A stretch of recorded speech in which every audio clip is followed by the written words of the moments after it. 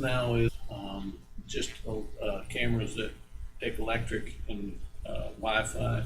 Apparently they talked to Gary Wine. Gary Wine's going to go out there and put some extenders out there so that everything out there can be on cloud-based and report. But it's a pretty big damage. Apparently they cut some fencing getting into the property. I mean, there's ways to get in without that, but they cut some fencing. So I was thinking maybe, I was told that the county has a camera that's, that we have access to that looks over onto the train, on the train area there. And I don't know if we could get somebody to pull that up and look at that time frame when that damn. You have to see something, Gary. I don't know why we would have something. Yeah. I think it's just for the rail service. Yeah, yeah. Apparently they said Gary said something to HD that there was a camera down there that we have. And so yeah, it'd be nice to at least see if there was anything that picked up. I mean, it's probably so far away you couldn't identify it, but Well, at least you know how many vehicles. well, and there's a group of four youngsters that did a bunch of damage on one of my places downtown. We caught them on camera, but they had hoodies on and it was night and you couldn't find out who they would. But it'd be interesting to see, even if you're looking at a distance, if it's the same group of four youngsters doing it, because you know, that would help the police at least figure out, have a good idea who's doing it anyway. But so yeah, so we had a meeting with Department of Highways about the whole bidding process and for the bridge building. Department of Highways had said we had the last conversation we had, a previous conversation we had. Department of Highways said that that we, the county council, I could represent the county council and look at the construction projects and oversee it for the Roundhouse to hire a company to come in and do the staircase and the elevator, and another company to come in and do the concrete work. Then we had a conversation with Dick Klein. Dick Klein went apparently to the Department of Highways, had a conversation. Department of Highways came back with the next conversation, last one we had, and said that we need to take and have Alpha, instead of having one blueprint, we need to have two separate blueprints, one for just the project on the staircase and the elevator, and one just for the flooring in the bridge building, which is the dumbest thing I've ever heard in my life. You know, you have a plan that has everything on it. Why would you not want a subcontractor to look at that plan and take out what he needs and bid everything he needs to do his job? You still have to track back. I mean, Alpha's not willing to be responsible for not having something in the plan that's needed to be in the plan, but yet they're saying you have to separate them all out at a cost of $14,000 from Alpha. And then they're saying that that we need to hire Alpha for I think it was $16,000, $16,000 or $18,000, hire Alpha to do the oversight on the management because it's their plan. So anyway, so we're, my thought process was try to talk to our legal counsel and find out the whole process of where we're at with that, if that is something that can be disputed or not, because it's another $40,000 with all the charges. Now, there's one thing that I agreed with in that whole process, and the one thing was that the plans are a couple years old and they need to be looked at to see if there's any ADA in the plan. Now, that part was $4,500, and the Roundhouse did authorize to move some money to be able to pay for that amount. But the other 30 on the $400,000 project of building a bathroom to draw up the plans and oversee the bathroom construction. So that's kind of where we're at with that. But we're trying to work through and figure out how we're going to get the $700,000 money, start bidding on the projects with the opposition we're having with Alpha right now. All right, Mr. Whitaker. Yes, sir. I attended a presentation of a portrait that was commissioned and given to the Civil Air Patrol at Martinsburg, and it's on permanent line. I got a picture of it here if you want to see it. And I do, and it was very, it was a very nice evening. The squadron leader from Charleston flew up. Colonel Moody, I think is her name. I'm sorry if I mispronounced it, but it'll be on permanent loan in the FBO at the airport, and it has to do with the Civil Air Patrol and protecting the skies and joint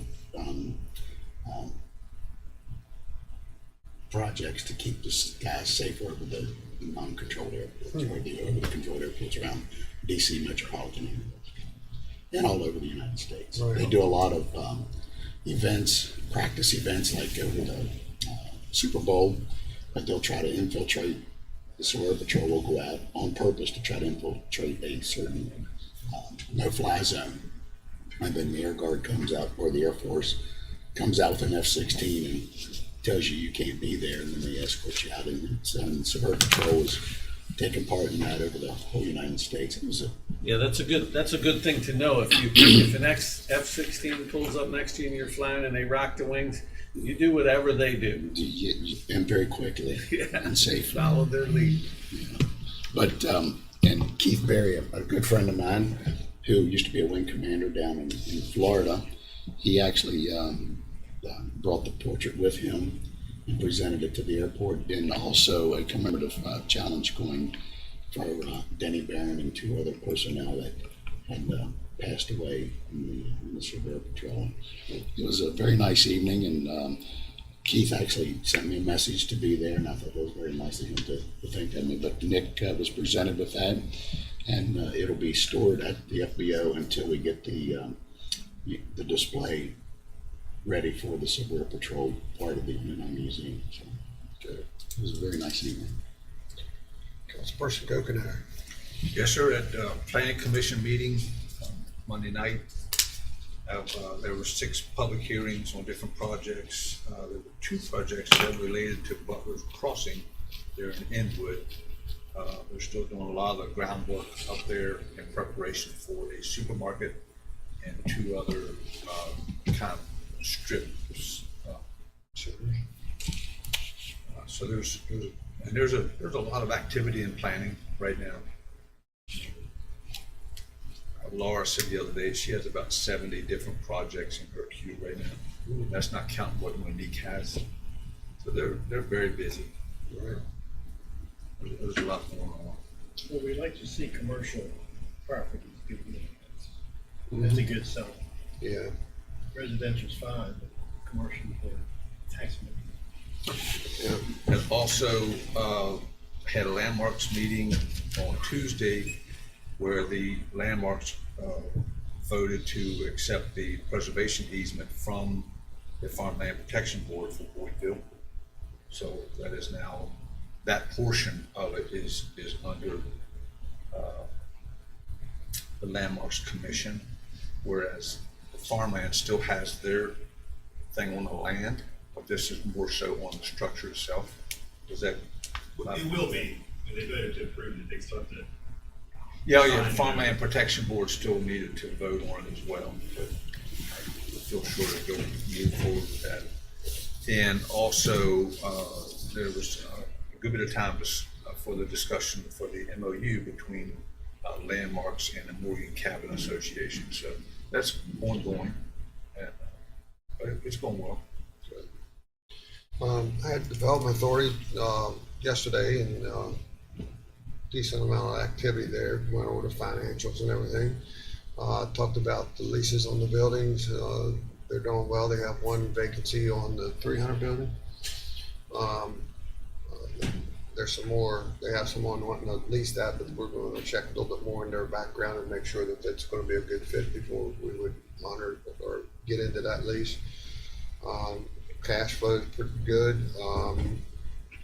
They decided to pay, cash for a piece of property that they're buying, on Pack Horse Ford Road. And they have an RFP out on, Project West Side, for, longer term financing. The financing was a quick closing, it was just interest only, so they're going to change that over to P&I. And that's really the core part of it, not unless I missed something. No, that's pretty much it. So, other than they did talk, and I'm not gonna steal Sandy's thunder, so she'll be here later to talk about the joint adventure for the study on the middle mile on the fiber. Board and commission vacancies, any Mr. President, activity? you want to mention our meeting with? Yeah, I do. Thought about that when Jim was talking. Yeah, Alan, myself, and Gary went up and met with Senator Capito. Talked to her about the last mile, the middle mile, and talked to her about the water infrastructure that's needed here in the county for us to continue to grow from an industrial and county, you know, continue to grow on that side of it. So I felt it was a very, very good meeting. I thought Senator Capito was very much interested in what we had going here. Kind of basically laid things out for her about the progress that we've made in the last years, and thanked her for all of her studies and stuff that she did that got HIDA here. Probably would have been 6 years ago, somewhere around that neighborhood. But I felt that was a very meaningful meeting. I thought she was very much involved, very much interested in what was going on with the county, and gave us directions on, naturally it's all about grants, trying to go after grants. So Gary Wine will introduce you, Tracy, to her Matthew, I believe it is, and start going after some infrastructure money. So if Gary hadn't gotten with you, you need to get a hold of Gary before. Tracy and I met, and we talked about that, and I had that extra set of cards for her broadband director as well as state director, and I gave that information. I couldn't remember on one of those, she said the best person to get a hold of would be Senator Manchin because he chaired that committee. Senator Manchin, we talked briefly about quality of life and development of the parks, particularly Sportsman's Paradise. Right, and the right. trail that our vision of connecting Sportsman's Paradise to the CNO Canal. He said Senator Manchin that National Park Service funding actually falls under Senator Manchin's Committee that he chairs. Yeah. Correct. And just briefly, like yesterday, I also talked to Doug Long from Omnitrax about the rails with trails and asked him if that would influence their decision on what we wanted to do there. And he gave a slight bit of hope. That's as far as I'll go. She thought it was a great idea, actually, Yeah, connecting the CNO Canal to sports. Right. She thought that would be a wonderful opportunity. yeah. So we'll continue to work on that. But it was a really good meeting. I thought well worth the trip. Again, you're not gonna, at the state and federal level, they're gonna send you to the people that can help you, and you just gotta push. And as Tracy and her staff does. So, all right. Any new applications or any appointments for any boards? Mr. President, I'd like to move to appoint Michelle Athey to the Solid Waste Authority for the unexpired term, which I don't know what the terms are because there's anything here that tells me. We don't have Tracy, so. All right, so we have a motion on the floor. Do we have a second? Second. Any discussion on the motion? If not, all in favor say aye. Aye. Anyone opposed? The motion carries. Any other activity? All right. Tracy, next on the agenda, we have Tracy Gillums, Grants Administrator, Acceptance of HIDA Grant and HIDA AIMS Grant. The first grant that we were awarded from HIDA for their advancing interventions to mitigate substances, we applied for $350,000 and they awarded $204,532. That will cover 2 full-time case manager salaries with a balance of 15.1% of their fringe that needs to be covered. 1 full-time drug screen tech covers their salary, and the balance of 15.1% of their fringe needs covered. 1 full-time peer recovery coach covers their salary with a balance of 15.1% of their fringe. With the amount awarded for these 4 positions, there's $36,436.60 left to cover in their fringe. Anybody have any questions for Tracy, or let's see, Tim's in the room as well. All right. Well, I don't know, you're just basically giving us what we got awarded. I've given you the amount that we were awarded for these positions and the balance that's left I know, to cover that. You have to vote to accept the grant. right, that's what, Yes, sir. are these new positions, I guess? No, this is current. Okay. Everyone with current. Entertain a motion to accept the grant. So moved. You have a motion on the floor in a second. Any discussion? If not, all in favor say aye. Anyone opposed? The motion carries. The second one is a HIDA grant. They're advancing interventions to mitigate substance. We applied for $350,000 for the Catalyst program, and we were awarded $439,218.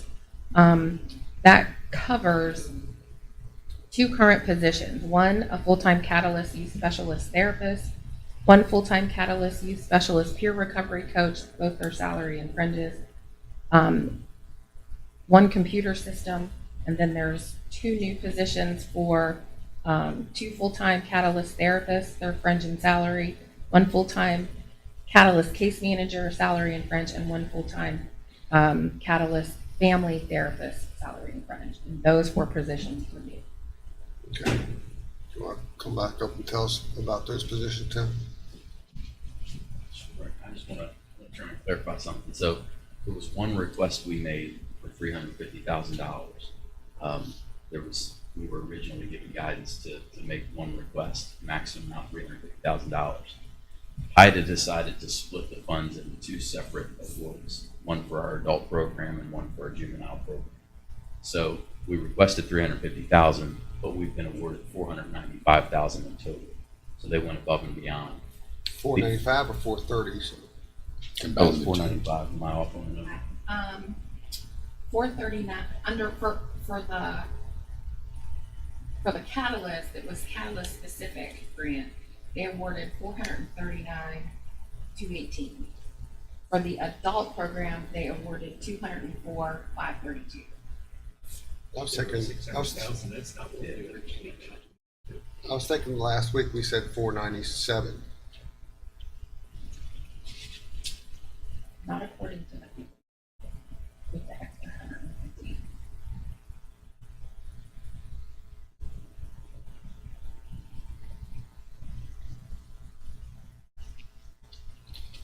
Well, I don't think, I was It's gonna not on the say, short side. I was gonna say, I don't think we're Sounds gonna like it's a turn it couple $100,000 down. over. We're not gonna turn it down. are we? We got Well, more we- than we requested. we I just wanna wanna make it sure right. For the record, Yeah. we have it right.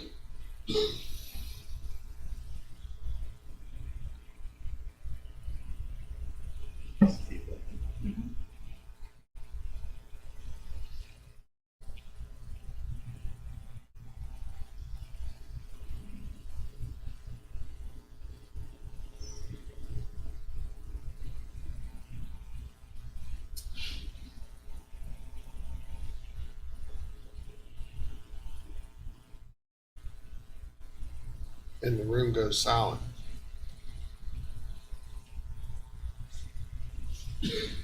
Y'all want to work it out? Okay, there was $289,218 that was awarded under the catalyst.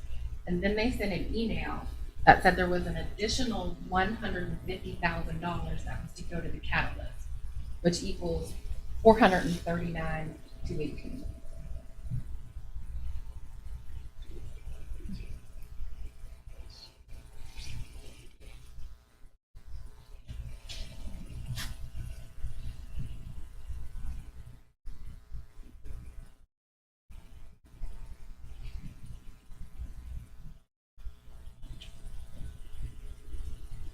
Well, Can you all go verify all that, work We it will out? go get April and verify. Would you all, and then come back and we'll work it. yeah, we'll bring you right back. All right. Jack. Sir. Good morning, handsome. Morning, sir. How are you? Good. Looks like we have, we're going to recognize an employee for years of service. That's correct. All right.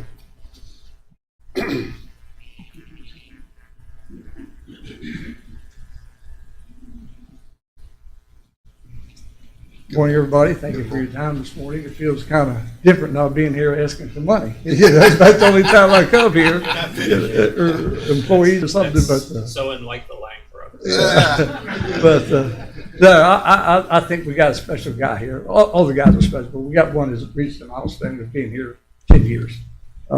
His anniversary date was March the 7th, 2012. From my understanding, he was hired as a janitor. Got his foot in the door that way, then got involved with the sheriff's department as a plumber, and he's had his hands in plumbing and carpentry, and snow blowing and snow removal and everything else we've done the whole time. His attendance has always been excellent, attitude always good. You can't ask for more than that from an employee, I don't care who you are. But at this time, I'd like to recognize Donald Trenary, AKA Bubby, for his service.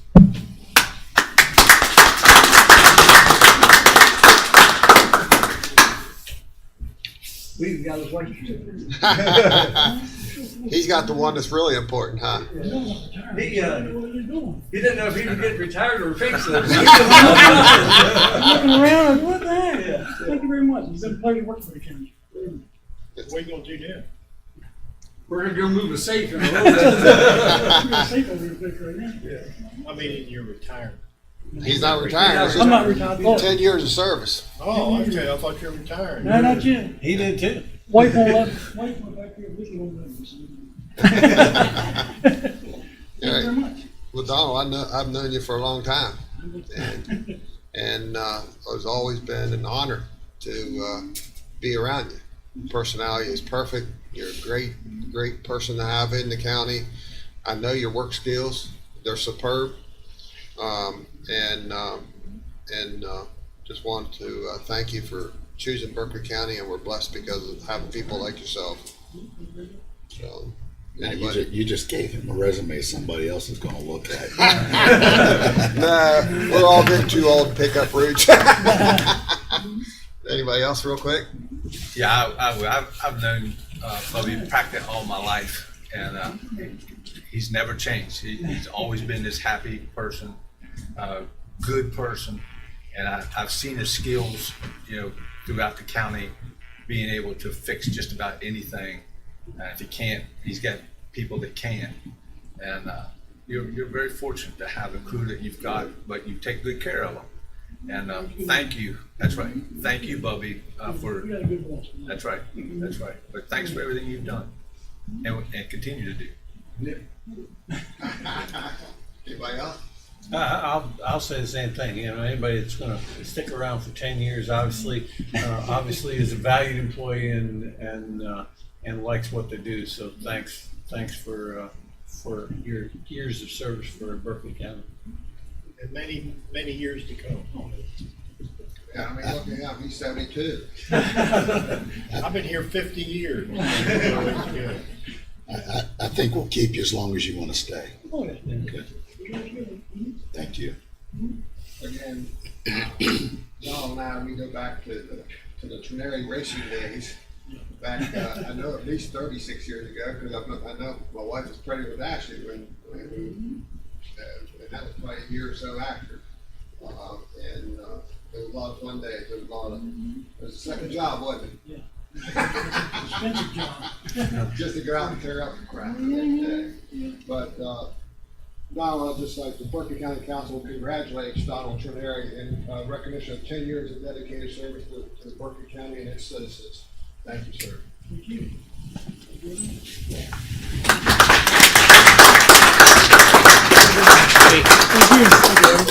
Thank you, sir. I get.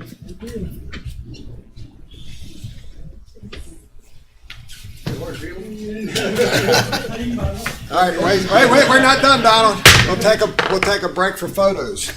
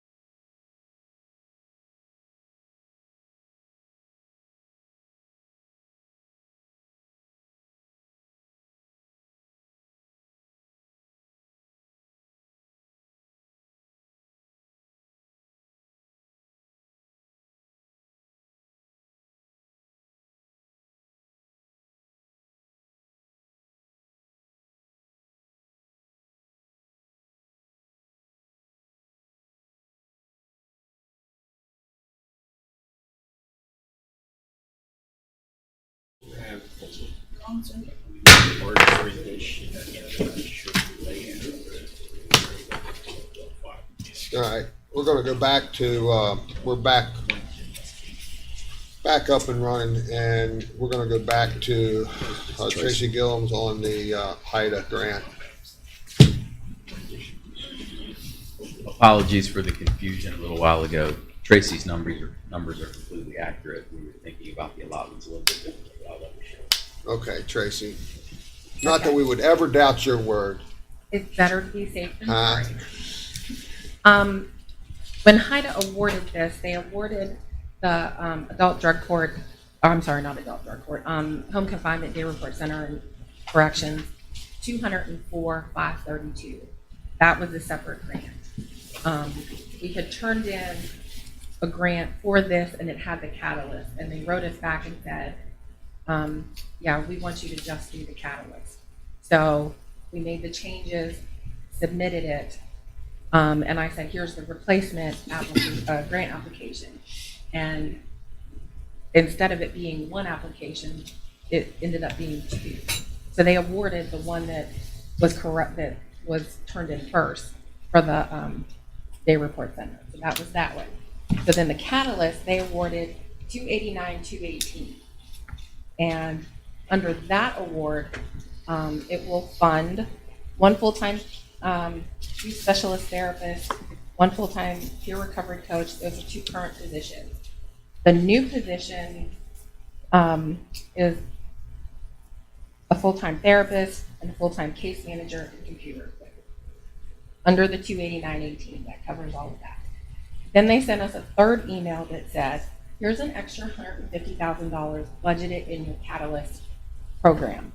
So I just combined them under that, and that 150 covers one full-time therapist and one full-time family therapist. And that's the 430. And that's the 439,218. I just combined them since No, I understand. Polly said, stick that money in that budget, but I guess technically it would be three different awards. Yeah, right. But for some reason, I was thinking we ran a number of 497 last week. We was Well, and told. that's the absence of that 150, and that would have been. Oh, okay. I That's got the you. 439 less the 150, and then you take the balance of that and you add it to the 204, and it comes up with the 497. Right.